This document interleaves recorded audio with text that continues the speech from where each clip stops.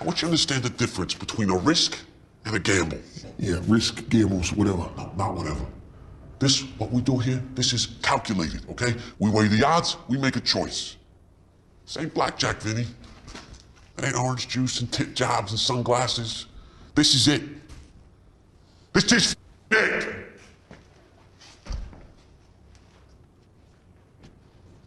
Do you think I'm gonna lose this fight? No. Good. Me neither. Just 42 days before the start of the fantasy football season, Bundy here, you there, wherever the fuck you are. It's been a long time. I shouldn't have left you without some advice to step to. That's right. This installment, I'm gonna tell you who you should keep for our very first keeper season. And listen, if you're having any cognitive dissonance about the fact that I have never participated in a keeper league but somehow feel that I can give you advice on a keeper league, that's between you and your God. It's got nothing to do with me. You figure that shit out on your own. Before we get to that, I'd like to talk about item 3 on the rule sheet. A sheet that the commish was kind enough to put together, and shout out to the commish for getting all our ducks in a row, taking care of all the details so we can get to this season as quickly as possible so we can yank that belt away from Andy. Andy posts pictures of the sticker that goes on the belt. But you know what he hasn't posted? The sticker on the belt. And do you know why? Because Andy can't find anyone to help him pick up the belt to put the sticker on the belt. It's a little heavy, isn't it, Andy? It's a little too heavy for you. Item 3 concerns the limit that we can hold a player. 1 season, the length of a season. I don't care for this, and I'll tell you why. I like the realism, first of all. This is why I vote B as well. I have no clue why Joe is voting A when Joe has probably the best decision to make here, or amongst some of the best decisions to make here. I like the realism of making a decision in 2022 and it bears consequence in 2023. This is a different type of decision that we will have any other season moving forward, because now we know that we are in a keeper league. Last year, and I pretty much don't remember when this came up, though I'm agreeable to all of it. I'm not aware of when it came up. Some of the moves that I did will now bear some consequence to what I do today, which is realistic. It's life. It's what happens. We all know this, yes? Keeping the players for an unlimited amount of time is more realistic to me. It goes along with the realism of the mistake, which is why I vote B in the first place. But it aligns with it because NFL teams hold down players for several seasons. Pretty shitty what they're doing the running backs at the moment, but 3 to 4 seasons. Paul has had a 3 to 4 year relationship off and on with Mike Evans. That's a keeper. He's had him as a keeper for years, but it adds color to the fantasy league. And having the ability to sit on a player is appealing to me, just like I like one quarterback on a team, because it's realistic. You've made a decision, now go with whoever it is that you chose to go with. So in that same vein, picking a player 4 years is a dynasty. It's so much more appealing than to have to limit us to give up the player the very next season. But the main reason why I would like a unlimited amount of keepers, or, just picking one player every year, the same player. Rule number 3 is protected by rule number 2. Rule number 2 states that the first and second picks are ineligible. So your top players can't be keepers. That's great.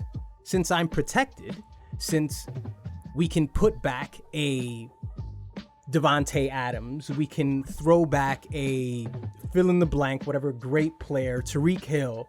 We can put those players back into the player pool. So why am I worried about you picking your 5th round pick 3 years in a row? If anything, if that player gets hurt one of those seasons, it makes me hate you that much more. I think that's really what's at the core of this, is I think this makes for more hate. You have more longer relationships with players than we can associate that player to you. You own that player. If you triumph, if that player gives you 3 successful keeper seasons, then credit to you. It's a long-term decision that you made. It's more realistic. I just want to say that. I'm not necessarily saying that I'm insisting that we do that, but that is my vote. I know that that isn't a vote, but that is an amendment that I would like to make. I guess a deletion in this point, in this case, is just, let's not limit any acquisitions. Let's not limit it. Have the ability to pick up somebody 5 years in a row. That's all I'm saying. So let's get to the list, right? Because as I said, I was going to give you some advice, and I think some of you guys are in need of advice. I think you're pretty hopeless. I know I haven't made the playoffs in several years, but it's just your overall team morale that's just not working out for you. So let's start off with the commish.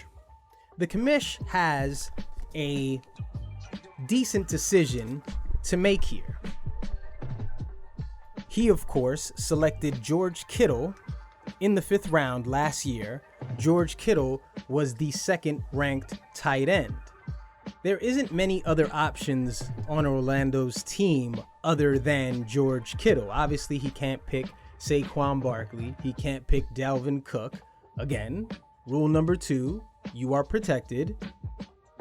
DeAndre Swift, there's too much conflict between all of the Detroit running backs. Although Detroit is a very high-paced, fast-paced, high-powered offense, I don't think he would pick DeAndre Swift, who is a bit inconsistent and, if I'm not mistaken, has gotten injured quite often.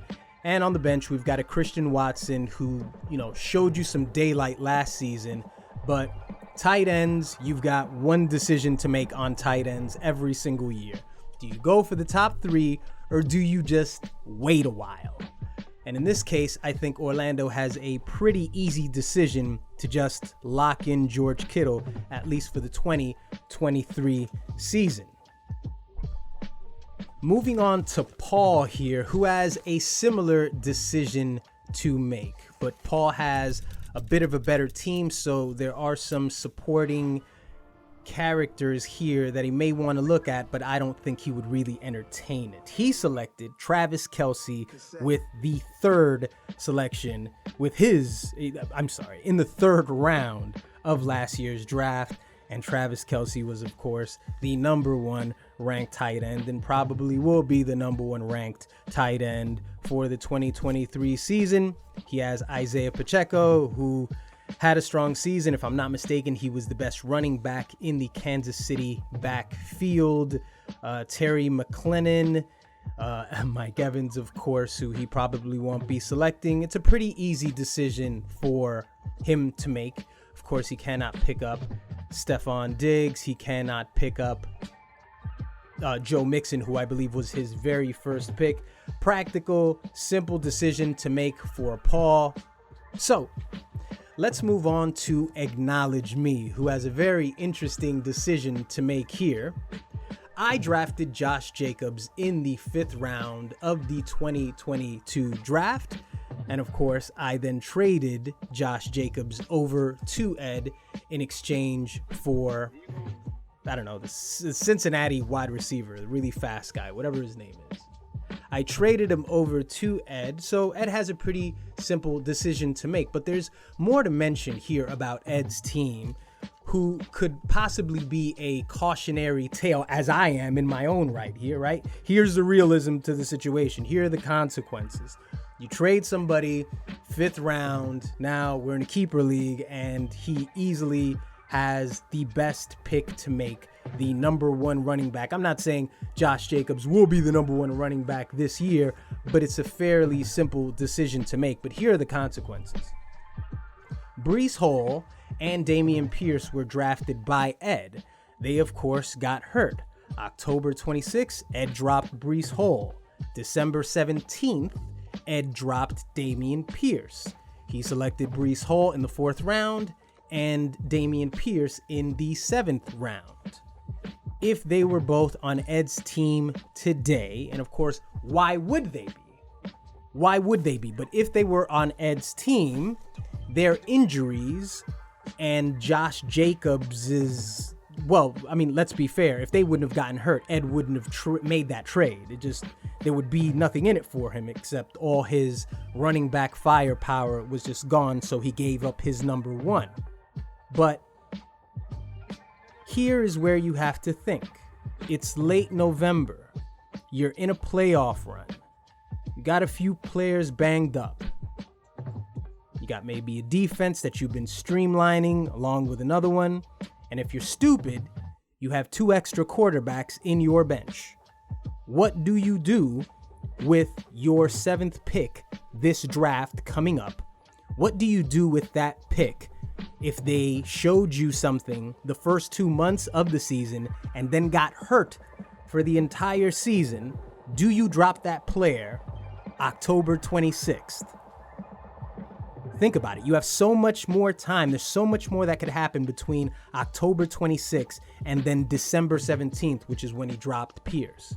This isn't, shitting on it. I know how you guys like to gaslight and just like say that but this is very interesting because loading up your bench, the bench has always been a concern to me because I have always been of the opinion that you should keep your bench as simple as possible with players that you will actually use, not just players that you're sitting on or hope to trade somehow, even though you never make trades.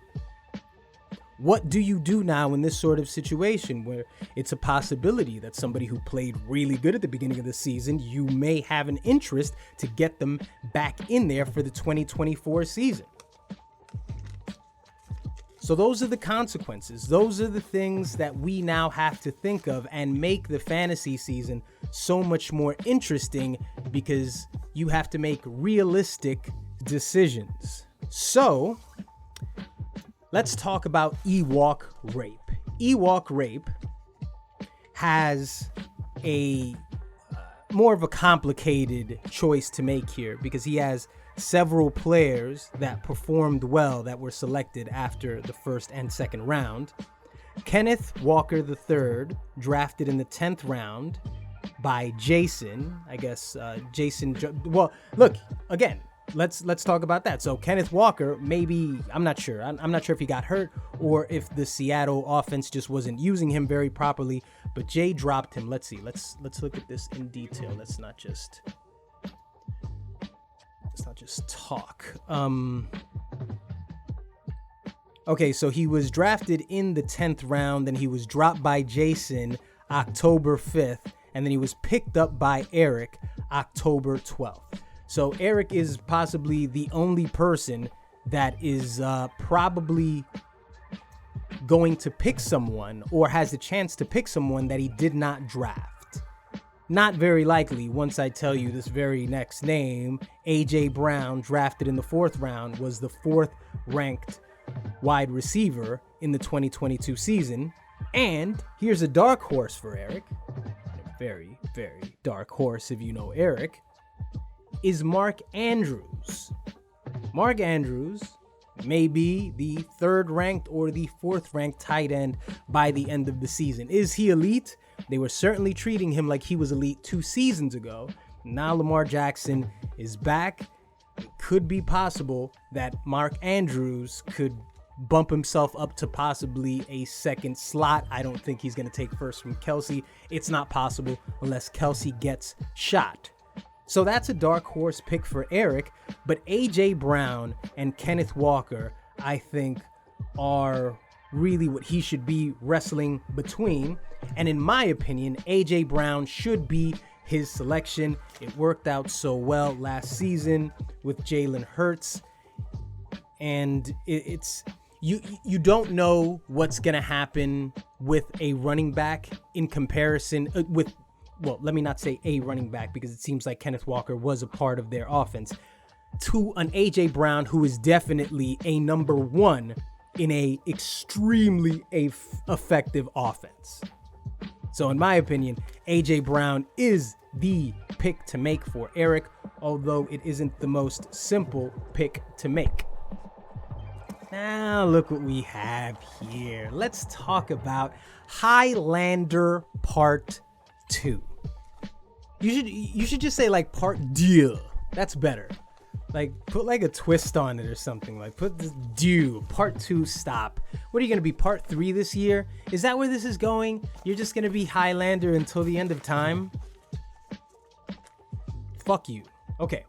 So, Andy has Miles Sanders and TJ Hawkinson to consider. Miles Sanders, who was drafted in the 5th round, he was the 9th ranked running back, and TJ Hawkinson, who was drafted in the 8th round, he was the 4th ranked tight end. One thing to note about Miles Sanders is he played every single game of the 2022 season. Other notables here for Andy, of course, Cam Akers. Why wouldn't Andy consider Cam Akers? Let's see who else. Delvin Singletary, whatever. You see the rest of Andy's team. I despise all these players for being associated to Andy. But this is the most practical choice that Andy could make here. A Miles Sanders really is his only choice in this scenario. Of course, maybe a dark horse for Andy would be Keenan Allen, but with injuries, Keenan Allen is so inconsistent, which is why I guess he's a dark horse. TJ Hawkinson has the potential to be a top 10 tight end this year. As I said, he was top 4. So maybe he might not have to pay that much for Hawkinson. Go with Miles Sanders. It is the simplest choice to make. Go away, Andy. You see how I'm mentioning you just like in the middle of this shit. Like, I don't like set you aside. There's nothing special about speaking about you. There's nothing. And here's another thing, Andy. You don't get to dictate when this fucking happens. You understand? You understand, Andy? Long before you decided that this fantasy league was something of value that had to be discussed, right? Long before you decided that, this has been what the fuck we do. So sit back and watch me work. Don't tell me it's too early to talk about this or reserving hate or just shut up, Andy. Just shut the fuck up and listen, okay? How about that? But never mind him, because now we get to discuss Hensel. Ezekiel Elliott, drafted in the 3rd round. He was the 16th ranked running back. Tony Pollard, drafted in the, what did I write there? A 9 or a, drafted in the 9th round. He was the 8th running back for the fantasy season. Ezekiel Elliott has, look, I looked up, just like before I started doing this, I looked up if Ezekiel Elliott is actually a free agent, if he's on the Cowboys roster. I don't give a shit. Tony Pollard makes this very difficult because he's hurt. They aren't sure if Tony Pollard will be available, at the beginning of the season. He may miss the first month of the season. They are not quite sure yet. It could be more. So, Hensel should go with Patrick Mahomes, who he selected in the 5th round, and of course was the number 1 fantasy quarterback. Yes, Hensel should select Patrick Mahomes, and I'll tell you why. Because you're Hensel.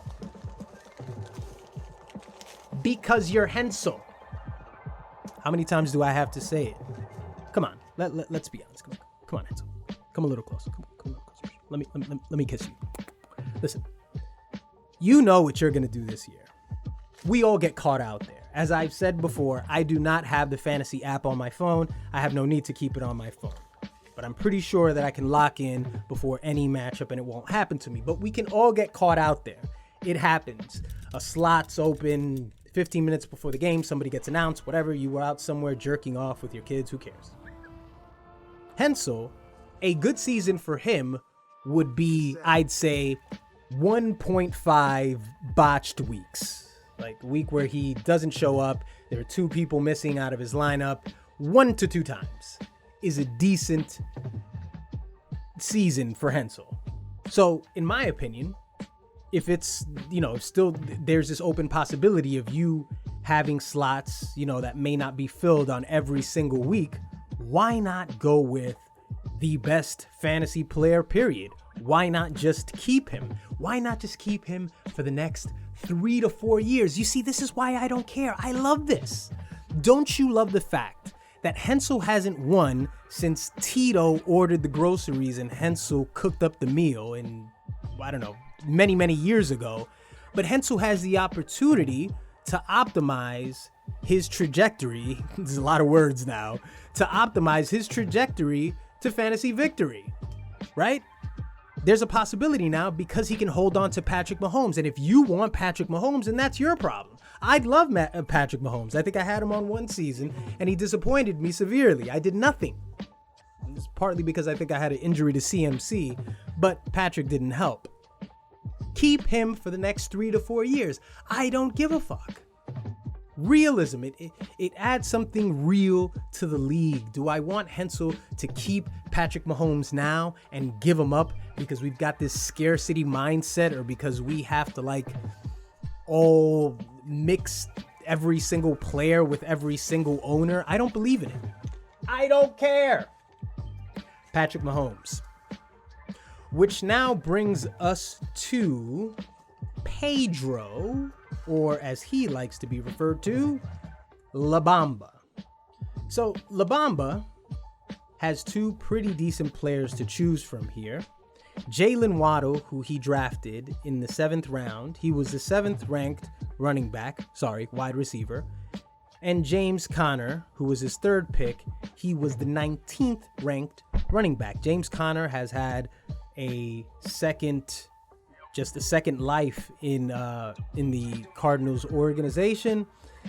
He's been injured a few times, but at the very least, he's consistent when he's on the football field. One thing to note about James Conner's 2022 season, though, just 1 game with 100 yards or more. So that's something to be noted there. Jalen Waddle is, of course, the decision here for Pedro, the number 2 to Tyreek Hill's number 1. He is the obvious choice to make here for La Bamba. Now, Joe, I can't understand why Joe wants to start the keepers in 2024, because Joe has the best wide receivers to choose from here. T. Higgins, 4th round, 17th ranked wide receiver. Amari Cooper, 8th round, 8th ranked receiver. CeeDee Lamb, 3rd round, 6th ranked receiver. Who do you pick if you're Joe? You have Amari Cooper, who could be in a very good situation with Deshaun Watson, who now has a full year to get back in there and be the Deshaun Watson of old. You have that to consider. T. Higgins is the number 2, sometimes the number 1 option on the field in Cincinnati. And CeeDee Lamb is very talented and will probably go first, in my opinion, in the draft. If Joe had his way, CeeDee Lamb would probably be selected before everyone else. In this situation, though, I would go with T. Higgins, personally. I like the quarterback. I like the number 1. I like the possibility of more opportunities coming to Higgins because it's a much better offense, in my opinion, than the Cowboys offense or the Cleveland offense. T. Higgins is the way to go, but it's a tough decision for Joe. But Amari Cooper, that would be okay because there's a lot of upside there. CeeDee Lamb, Dak's probably going to get hurt, as always. But CeeDee Lamb would also be a good decision as well. But TD Higgins is my vote for Joe. Let's get to the last disappointment here, the last failure. Of course, we are talking about the soulless Charles Lee J-Ray, or should I say the Charles Lee Chargers. Amon St. Brown, drafted in the 7th round, 11th ranked receiver. Travis Etienne Jr., drafted by Team Bondi in the 4th round. He was the 17th ranked running back. Amon St. Brown, I think, is the better choice to make here. Travis Etienne, you wouldn't be surprised if he got it going late in the season, just like he did in 2022, which, had some benefit for Jason. But I think Brown is the simple choice here. He is the winner. Of course, he cannot select Austin Eckler. He cannot select Aaron Rodgers. Sorry, not Aaron Rodgers. Oh, by the way, I wanted to say, Aaron Rodgers, Pedro, I forgot to mention that. That's a dark horse for Pedro. And in my opinion, it would be very irresponsible for Pedro to pick Aaron Rodgers. Just give me 1 second. I just want to backtrack here because I don't always mention everything that I'd like to mention in these things. You just kind of plow forward. Oh, wait a minute. Aaron Rodgers is in the player pool because he was dropped by Pedro. So let's go look up Aaron Rodgers real quick. Okay. Aaron Rodgers in the player pool. Let's see when he was dropped by Pedro. He was selected in the 8th round by Pedro, and December 30th, Pedro dropped him. Now that's very interesting to me because that's an 8th round selection. Is Aaron Rodgers gonna go in the 8th round? I think it'll probably be a little bit after that. So, I mean, if you're Pedro, I guess at the very least, if he's looking to do, I think we're all kind of looking at Aaron Rodgers and we're thinking, there's a possibility that of course, he's going to be better than he was last season. So, hey, look, I take that back. I don't know. Aaron Rodgers is he's a wild card for the draft. We know the kind of league that we play in, and we wouldn't be surprised to see someone pay a lot for him. So I'm gonna walk that back. What I just said. I'm gonna walk back the selection. Who knows when Aaron Rodgers will be selected? But I do think that it's just as interesting as Ed's Breece Hall and his Dameon Pierce choices.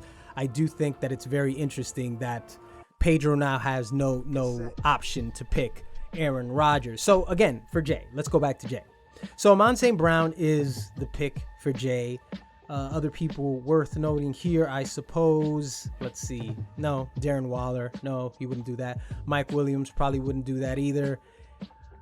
Justin Fields didn't play good enough even when he did pop. So I don't think Jay would overpay for Justin Fields. So yeah, that should be your selection.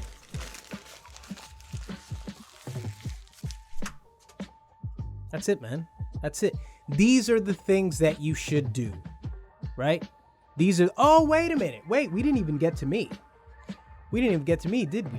Oh, I'm sorry. I apologize. Let me tell you, let me give you a preview as to what's going in my mind. It's pretty simple. And I think this season is going to be different, of course, from all other seasons because the options are what they are. It's right in front of us. This shouldn't be a mystery. This shouldn't be Andy hiding his players on the bench so you don't know who he's going to put in what slot. It's very simple, okay? I have Josh Allen here to choose from. I selected Josh Allen in the 3rd round. He was the 2nd ranked quarterback, and pretty much DK Metcalf is the only other person that I am considering. I selected DK. Let's see. No, I'm sorry. DK was drafted by Ed in the 5th round. So these are my only 2 decisions to make here. I am not looking at Rachaad White. Fuck no. Gabe Davis, I can pick him up again if I wanted to. Chris Godwin, God no. Kareem Hunt, fuck out of here. These are the only decisions that I can make. Of course, there's a Devontae Smith, but Devontae Smith, I just can't. I just wouldn't be able to do that. That's my dark horse pick. But primarily, I'm looking at DK Metcalf and I'm looking at Josh Allen, probably favoring mind your fucking business. But I'm telling you who I'm thinking of. If that helps shape things for you, then that's the one thing that you can walk away with, other than the insults that I have hurled at just a few of you, because, you know, the rest of you really don't get on my nerves because the rest of you really don't win that much, right? Right? So, 42 days before the start of the fantasy season. So, as always, may your quarterbacks get hurt before they leave the locker room. May your running backs pull their hamstrings. And may your wide receivers get arrested for marijuana possession. Go fuck yourselves.